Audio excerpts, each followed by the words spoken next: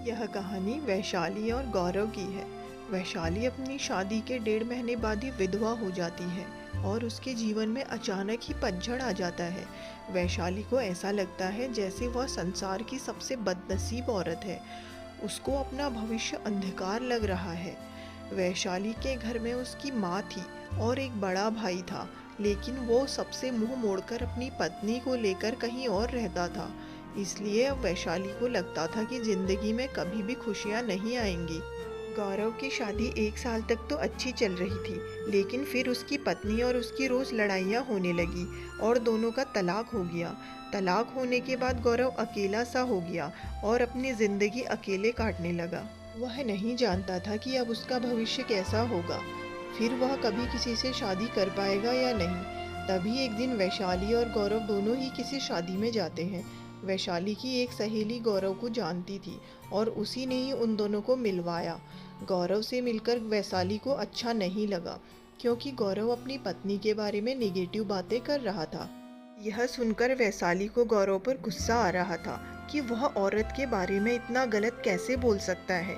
लेकिन बाद में उसकी सहेली रेखा ने बताया कि गौरव कितना दुखी लड़का है।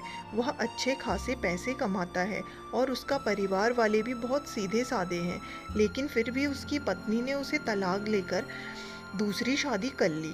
यह सुनकर वैशाली का दिल भर आया।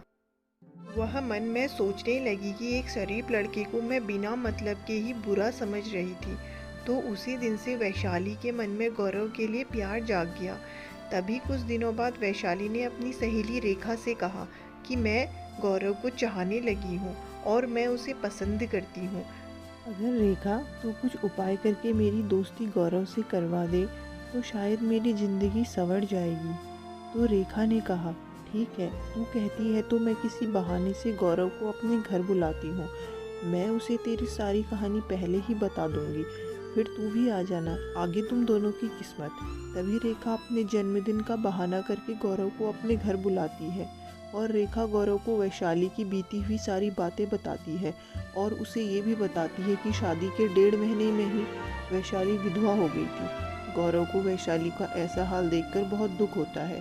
तब गौरव वैशाली से मिलता है और उसे समझाता है। अब गौरव ये तय कर लेता है कि वो वैशाली का सहारा बनेगा। वैशाली को भी गौरव बहुत पसंद था। वो दोनों बाहर मिलने लगे ताकि एक दूसरे को सही से समझ सके। गौरव अपनी बातों से वैशाली का दिल जीत चुका था। वैशाली को भी गौरव के मुंह से अपनी तारीफ सुनना बहुत ही अच्छा लगता था। एक दिन वैशाली गौरव को अपने घर ले गई और उसे अपनी माँ से मिलवाया। गौरव ने जब वैशाली की माँ के पाँव छुए तो वैशाली की माँ रोने लगी और गौरव से कहने लगी कि बेटा मेरी बेटी का सहारा बनना और उसका साथ कभी मत छोड़ना। ये सुनकर गौरव की आंखों में आंसू आ गए। गौरव ने कहा, माँ जी आप बिल्कुल चिंता न करें, वैशाली का साथ मैं मरते दम तक नहीं छोड़ूंगा। ये सुनकर वैशाली की माँ को बहुत अच्छा लगा। एक दिन दोनों ही पार्क में बैठे थे तो वैशाली ने कहा, गौरव तुम अपने घर वालों से मुझे कब मिलवाओगे? तो गौरव ने बात टाल दी। वैशाली की सहेली रेखा ने वैशाली के कान भरना शुरू कर दिए। उसने कहा कि वैशाली लड़कों पर इतना जल्दी भरोसा नहीं करती, तू तो सीधी सादी है। गौरव को अपनी माँ से मिला दिया, लेकिन गौरव ने तुझे किसी से नहीं मिलवाया। कहीं ऐसा न हो कि वो तुझे इस्तेमाल करके छोड़ दे। यह सुनकर वैशाली सोचने लगी, कहीं गौरव मुझे धोखा तो नहीं दे रहा। उधर गौरव ये सोच रहा था कि मैं वैशाली को अपने घर कैसे लेकर आऊँ। मेरा घर बिल्कुल छोटा सा है और मैं उसे अभी नहीं बताऊँगा। उसके लिए मैंने एक घर बुक कर लिया है और 1 लाख रुपए जमा भी करवा दिए हैं और बाकी की मैं किस्त बनवा लूँगा। 2 महीने बाद गौरव का जन्मदिन था। गौरव ने सोचा मेरे जन्मदिन पर ही वैशाली को सरप्राइज़ दूंगा और तभी वैशाली और उसकी माँ को भी अपने घर बुला लूँगा। उसी दिन वैशाली से शादी की बात करके उसे सगाई की रिंग भी पहना दूंगा। अगले दिन वैशाली गौरव को फ़ोन करती है और गुस्से में कहती है, तुम अपने घर वालों से मुझे कब मिलवाओगे? गौरव फिर से बात को टालते हुए बात को पलट देता है और वैशाली को शक और भी बढ़ जाता है। तभी वैशाली गौरव से कहती है, तुम्हारे बैंक में कितने पैसे हैं? मुझे अपना बैंक बैलेंस दिखाओ। लेकिन गौरव ने बैंक बैलेंस दिखाने की बात को भी टाल दिया, क्योंकि सभी पैसे उसने मकान के लिए दे दिए थे और उसके अकाउंट में 5-6 हज़ार रुपये ही पड़े थे। वैशाली का शक अब बढ़ता ही जा रहा था। वो सोच लेती है कि गौरव वाकई में मेरा इस्तेमाल कर रहा है और वो मुझसे शादी भी नहीं करेगा। इसलिए वैशाली गौरव का फ़ोन उठाना बंद कर देती है। उधर गौरव एंगेजमेंट की सारी तैयारी कर चुका था। गौरव ने वैशाली के लिए अंगूठी भी बना ली थी। गौरव ने वैशाली की तरफ से खुद के लिए भी अंगूठी बना ली। ताकि वैशाली की माँ का कोई खर्चा न हो। गौरव ने किसी से थोड़ा कर्जा लेकर वैशाली के लिए साड़ी और उसका सारा सामान खरीद लिया था और उसकी माँ के लिए भी एक सुंदर साड़ी खरीद ली। गौरव ने सबको यह कह दिया था कि मेरी जन्मदिन वाली रात मेरी सगाई वैशाली से है और अपने घर में भी उसने सबको बता दिया। सारी तैयारी हो चुकी थी। तभी एक दिन गौरव ने वैशाली को बहुत बार कॉल किया, मगर वैशाली ने उसका फ़ोन गुस्से में उठाया और कहा, क्या बात है, जल्दी कहो। गौरव ने कहा, कल शाम 5 बजे तुम और तुम्हारी माँ को मैं लेने आ रहा हूँ। वैशाली ने कहा, मुझे कहीं नहीं जाना है। तो गौरव ने कहा, कल मेरा जन्मदिन है। तो वैशाली ने सोचा जन्मदिन में चली जाती। अगली शाम वैशाली और उसकी माँ तैयार हो जाती है और गौरव की गाड़ी में बैठकर उसके साथ चली जाती है। पूरे रास्ते वैशाली ने गौरव से कोई बात नहीं की। उसे तो गौरव के रूप में एक धोखेबाज नजर आ रहा था। तभी जैसे ही वैशाली गौरव के घर की दहलीज पर कदम रखती है, वैसे ही गौरव की माँ आरती की थाली लेकर आती है और वैशाली को टीका लगाकर उसकी आरती उतारती है। ये देखकर वैशाली हैरान हो जाती है।